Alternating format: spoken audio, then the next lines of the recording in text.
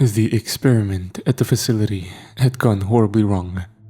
Humanity was never supposed to mess with things they said was on the other side.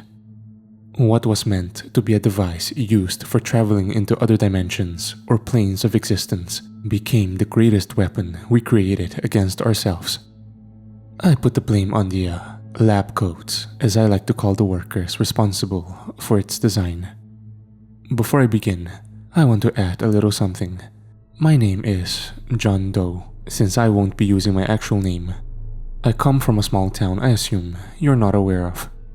I was just a mere logistics and janitorial worker at a top-secret scientific facility dedicated to discovering life outside of our universe. However, this wasn't just it. The programs they had here focused on the possibility that there does exist life on the other side, or the afterlife to be more specific. Scientists have developed technology capable of spotting things that we would write off as fictional mumbo-jumbo. Things like ghosts, demons, angels, werewolves, wendigos, you name it.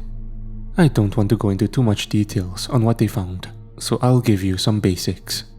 One form of technology they created was a camera with lens designed for spotting things that aren't visible to the naked eye. All the while, they developed a radio tower, or big dish as I like to call it, that was capable of transmitting and receiving signals at nearly infinite speeds. I don't know how they did this, and it sounded too ridiculous. But that was what I heard from some lab coats when I was simply cleaning the floor. If anything, I didn't mind listening in on their findings and accomplishment. But I wish they'd learn to fucking clean up after themselves to make my job a little easier. I assume they do that on purpose, just to fuck with me sometimes. But it still beats my last workplace, where co-workers constantly create drama or gossip about others, especially me. Not to mention, the pay was stable. I couldn't leave anyway, since my job was a contract job, and I'm required to work there for 2 years until I am let go and my contract is complete. But I was happy for the fact that I was receiving hourly pay, as well as $10,000 upon completion of contract. So yeah. Right now, I'm currently not working there anymore. The facility had shut down over a month ago. All the staff, including myself, were let go following the incident. I wouldn't go back there, and we were forced to leave the town. Yes, the entire town was heavily affected by this. God rest the souls of those who perished during the incident or didn't make it out of there. So where do I start? During a particular day where I was performing logistics work. When the delivery trucks for supplies came in, as usual, I would check everything that comes in and see if there are any discrepancies or damages to the delivered items. Thankfully, they were all okay. But as I was about to start putting them away, along with a few other colleagues, "John Doe," someone said, calling my name. I turned to see who it was, and I was surprised. I didn't think a high-ranked military official would get involved in the program. Maybe the military took interest in battling forces from other dimensions, but that would be a dumb idea. Perhaps there was more to it than that. Standing next to the official was a man I knew by his alias, Ace. Why? He's considered the ace of cards when it comes to doing the work here. He was a brilliant mind to have around, one that would put Einstein to shame. Ace then gave a formal introduction. I won't mention the general's real name, so I'll refer to him as Blackjack. "John Doe, this is General Blackjack. He's going to be joining us in our latest experiment. He as well as other personnel will assist us in monitoring for any activity regarding said experiment," Ace said. "Really? What experiment is that?" I asked. "We call it Project Stargate." That was an interesting name for the device. The technology of the device was our greatest and most prized human accomplishment, and what also led to our greatest downfall in scientific achievement. I say this because it was through this device that a horrifying situation occurred. Nevertheless, I asked to see why he wanted to introduce me, and that's when I got my answer. "You'll be joining us, John. We could use your support for the logistics part of it," he said. That didn't make much sense at first. until he gave me a list of the specific items and the amounts the experiment needs. Some of them involved strange codes, as I could describe them, but these things didn't have names of the items. I'm used to seeing names and simple numbers to read, but when I'm met with complex codes or stuff like this, I'd be confused. What are these codes or symbols or whatever these are? I asked Ace. Simple. Just put them in where you would normally put information you use to order products to our facility, and the items associated with them will appear on the order screen, automatically ready to be ordered by you. That's all you need to know. No more questions, he said. Very well, I said, confused and irritated of the fact I wasn't being let in on what they're planning. When I got to the computer and popped up the website we used to order the items, I did as I was told. When I did, I was hit with a wave of confusion. Upon doing this, the items that came showed a series of more complex codes, and to the right of it says, encrypted. I assumed that whatever these were, the folks here don't want anyone to know what they specifically are. Not even me. I don't blame them. I'm hard to trust myself, given that I'm sharing this despite having signed a non-disclosure agreement. If anything, even I had no clue where the facility was, since I never knew the town close by it. I was from a different state after all. That aside, I simply ordered the items and gave the confirmation to Ace. He thanked me for my work. What caught my attention was that the items arrived on the next day. Normally, I expected items to be arriving within 3 to 5 days, so I'm guessing wherever I ordered the unknown items from must be from a place that has top-notch delivery speed. However, that wasn't the strangest part. Not that high-speed delivery was strange, but I didn't expect the items to arrive in just 14 hours. When I checked the boxes, they all shared the same codes I saw on the computer. When I opened the boxes to see and check for items, I was astonished. There were 4 glass items resembling plasma balls you could find in certain stores, and they were held in cylindrical containers. What made it more intriguing was seeing the containers had a lid that can be opened. When I opened one, the ball began to charge as best as I could describe, as what looked like lightning started appearing in the ball. As I touched it, I was shocked at first, no pun intended. However, I wasn't electrocuted. It just felt weird. I didn't know how long I was caught up with the sensation. It's amazing, isn't it? I heard Ace say, causing me to jump in fright and turn towards him. He gave a laugh at my reaction, and I looked down in shame for that. Interesting piece of technology. When it charges like this, it's because it reacts to the bioelectricity you give off, as well as anything capable of producing electricity within it. Quite fascinating and strange, yes? He said. Where did it come from? I asked. Let's just say a top-secret government facility in another country. They've been developing these things. Humanity is continuing their greatest achievements, even in secret, he told me. I looked at the other boxes that came in. Another one had guns that looked like a mix between an AK-47 and an M4. Upon closer inspection, there appeared to be some kind of glowing light on the top of the frame. The guns seemed strange too. I picked one up, and I was amazed at how light they were. That's when Ace took out a gun and pointed it at the direction of an empty glass cup.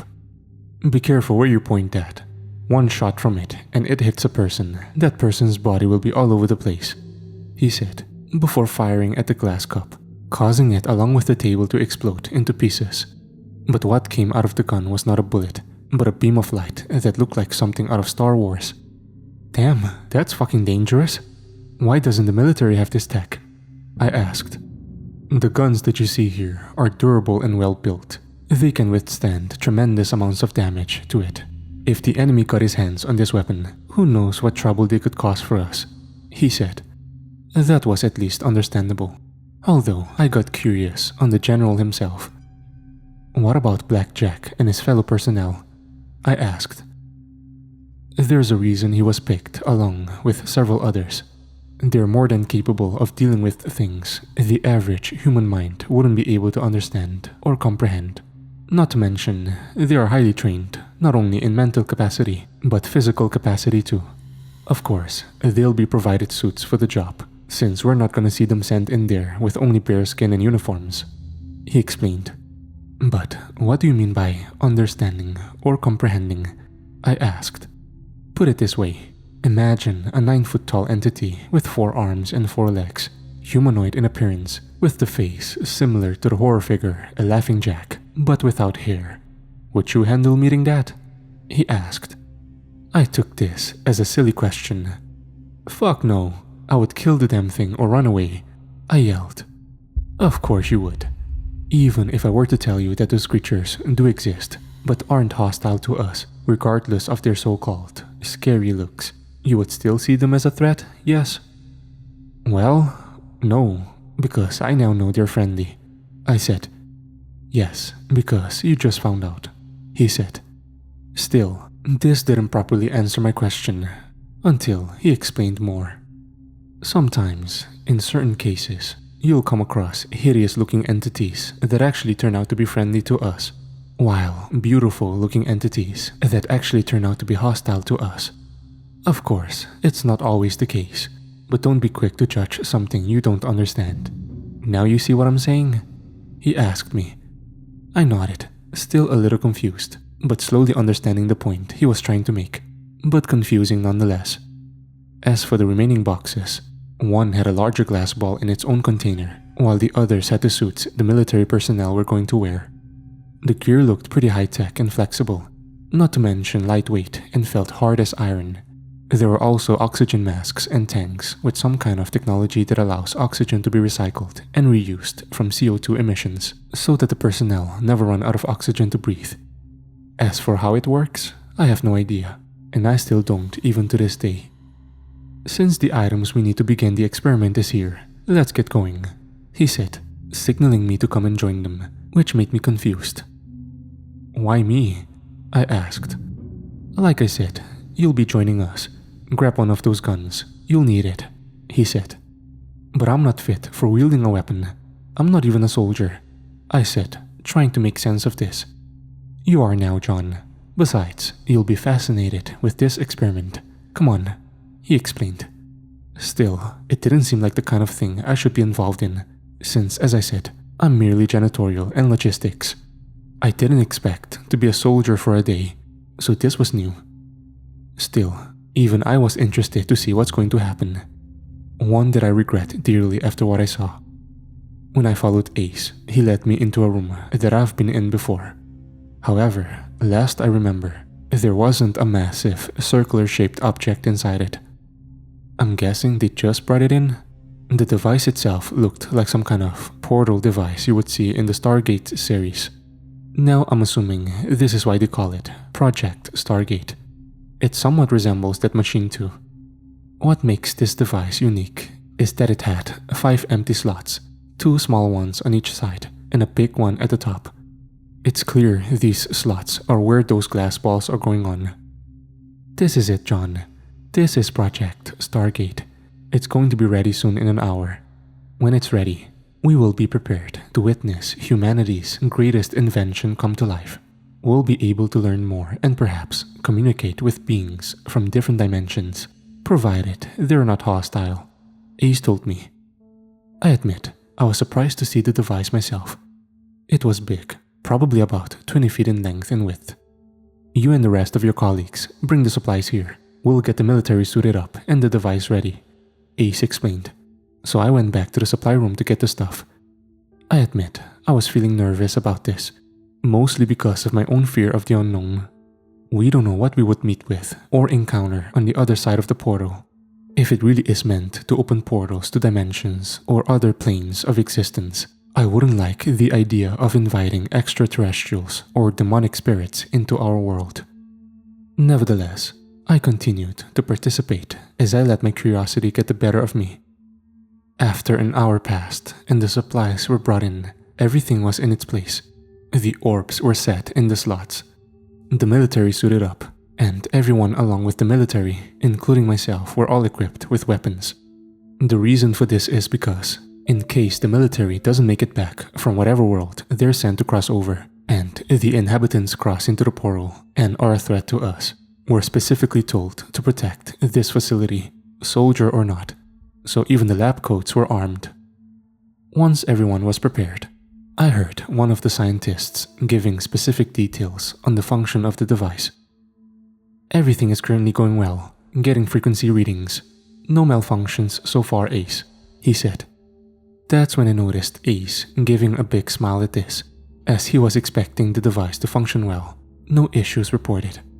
Good, activate the device, he said. That's when I watched the scientist move his hands as if he was pressing buttons. And then, he grabbed onto what looked like a small lever before pulling it down. Once he did, I turned to look at the portal. It gave off a strange noise which sounded like a mix between whistling and electronic whirring. Then I noticed the glass orbs light up, meaning they're in contact with the electricity flowing throughout or around the device. I couldn't tell. Then, the big orb at the center top lit up, and after a few moments of waiting, I noticed a scene manifest in the center of the device. The military personnel lined up in front of the device, preparing to cross over into it. When I looked at the scenery in front, I was amazed. The place seemed quite beautiful. I noticed what I assumed to be birds in the distance, flying around in that beautiful purple sky. There even appeared to be a huge mountain in the distance. One of the birds probably saw the portal because it started flying towards us. But when it got close enough, I realized they weren't birds. They were dragons. This dragon looked a lot like the one in the movie Reign of Fire. Then, it gave a very loud screech. "Turn it off! Turn it off!" Ace yelled as one of the dragons spat fire at the personnel before the portal was shut off. The dragon's fire came in contact with the suits of the personnel. Apparently, those suits could withstand the heat of that fire, and thankfully, no one was injured. However, everyone cheered on about this moment. "Why all the cheering? That dragon could have burned us all. It even flew towards us," I said loudly. "That's a good sign too, John. That means our portal was a success. We just made contact," Ace said in a fit of joy and excitement. Of course, the fact that the dragon's fire touched the suits means that the portal wasn't showing just a simple scene, but it was also a gateway into another world. I was at least thankful the dragon didn't cross through the portal, or else it would be here with us, wreaking havoc in the facility, and we'd probably all be dead. Unfortunately, Ace's ambition got the best of him as he asked to turn the portal back on. When it was back on, the scientist scanned for other worlds or dimensions to access. This one seemed to operate in a different vibratory frequency, the scientist claimed. Apparently, this was a dimension beyond that of our physical universe. Looking at it, the realm looked like it was made of pure, energetic light. Then I noticed the inhabitants. They resembled humanoid beings with etheric bodies. Thankfully, none of the entities gave a threatening gesture since they looked into our direction. "Should we go through?" General Blackjack asked. "This world is etheric in nature. There's a pretty good chance you'll leave your bodies, therefore die if you cross into it. So to be safe, it's best if you stay put," Ace told them. I'm not surprised with Ace's expertise on etheric energies, given that he's worked in this facility dedicated to finding such things. Still, the realm looked beautiful and interesting. It seemed to be a realm surrounded in an empty void, yet it was inhabited by beings made of pure light. "Proceed to scan for more worlds," Ace said. I was bummed out when we lost sight of that plane. I can only wish to join those inhabitants after I die, even though that sounds ridiculous. Once the next scan finished, we noticed a new world that was strange. This world looked like ours, but it was black and white in color. It was like staring at an old vintage movie back in the 1930s. Strangest of all was seeing the inhabitants in the distance. "Are we able to cross into it?" General Blackjack asked. "Unlike the previous one, scans show this one is stable. So yes," the scientist claimed. Once he got the approval, he and the military walked through the portal and began walking on that world. That's when I saw the inhabitants looking directly at them. I jumped slightly in shock when I noticed one of the inhabitants appear quickly in front of the portal from the side. It reached its arm out in an attempt to touch the portal. Only its hand went through. From what I observed, even at a distance, this thing resembled Slender Man given its features. The only exception was the height, that being 4 to 5 feet as I could describe. It also had fingers with long black nails.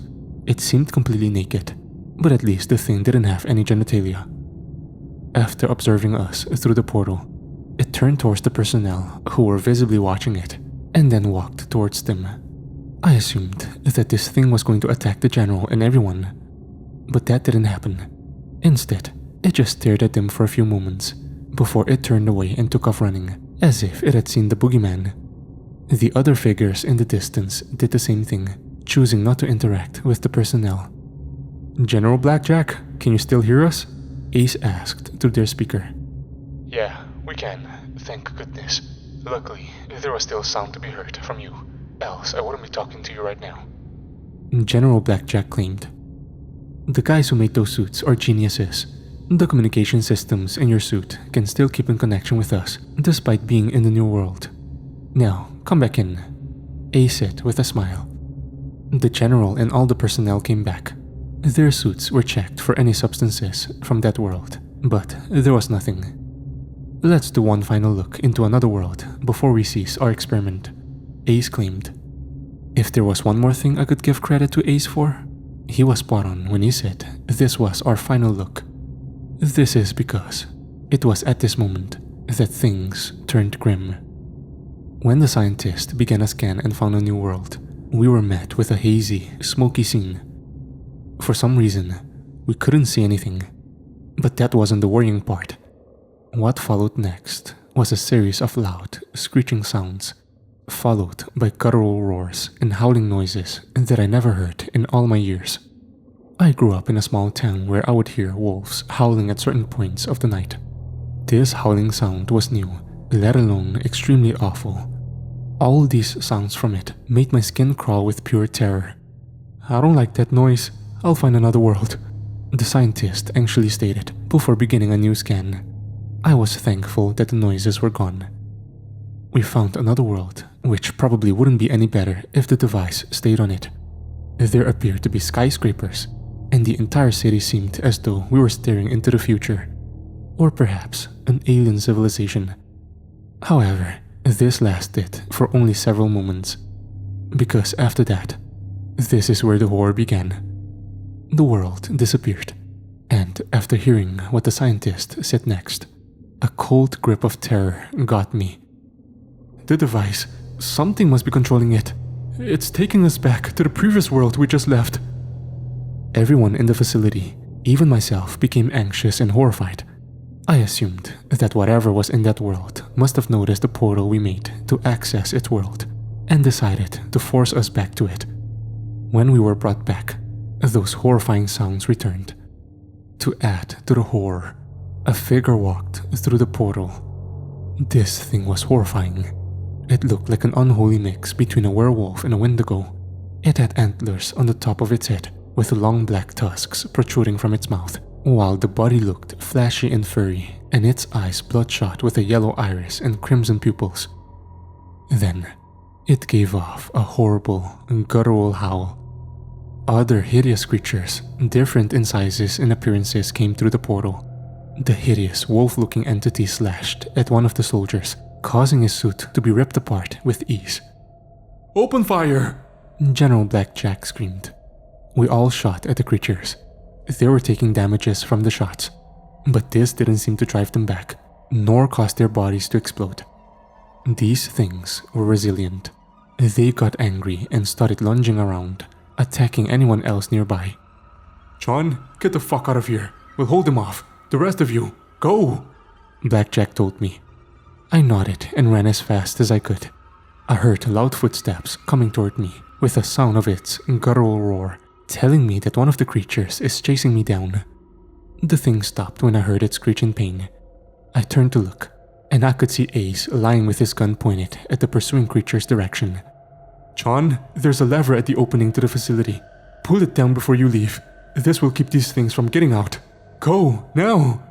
Ace told me, before the creature decided to target him for his transgression, leaving me alone. This gave me the opportunity to get away from the room, as I shut the door tight and made sure it was locked, hoping it would buy me some time. I suspect these things would know how to break it down, since they're intelligent enough to cause the device to return the portal back to their world. My suspicions were confirmed when one of the small entities knocked the door down and came out.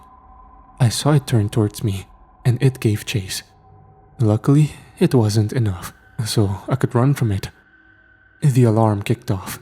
Warning, unidentified breach in Sector 2A. Repeat, unidentified breach in Sector 2A. When I got through the facility lobby, some of the workers started prepping to leave the facility. They saw me running, followed by the small creature that was looking at them. The workers all ran in fear. I was lucky that the creature didn't jump up to attack me, because it jumped through the wall and lunged at one of the workers. Poor guy wasn't quick enough to get away, as that thing kept mauling him alive. I couldn't stay to help him, so I kept running. When I finally got to the exit, another creature came bursting through the lobby. It was that hideous wolf-like entity. It had its eyes locked onto me. Luckily, I was in reach of the lever, so I grabbed onto it and pulled it down. Sadly, a few other scientists that were in the lobby couldn't make it out in time. I saw the facility's large emergency door, which looked like a metal hangar door, slide from right to left at a very fast pace. I was able to jump out, with the emergency door missing my feet by a few inches.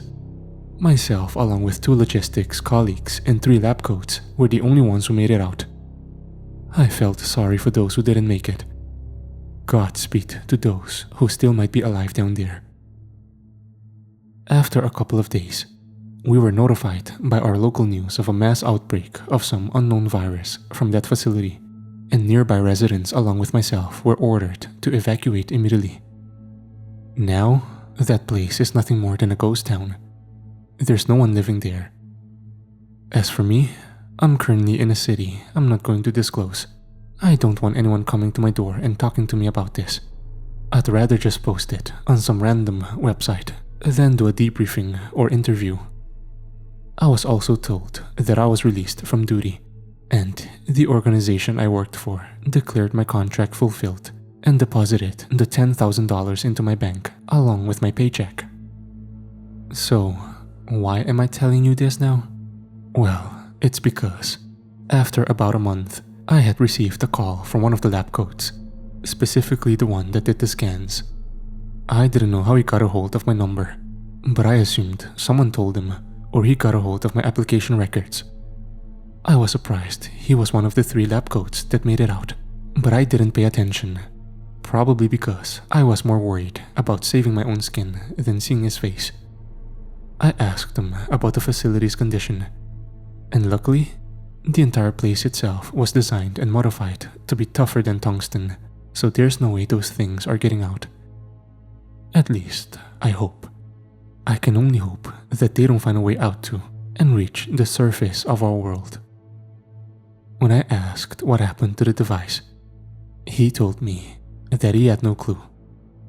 But the device gave a set of numbers on the screen that was associated with that horrifying world, indicating that the world had a specific frequency. When I asked what numbers the frequency held, I got a bone-chilling answer. He told me 6, 6, 6.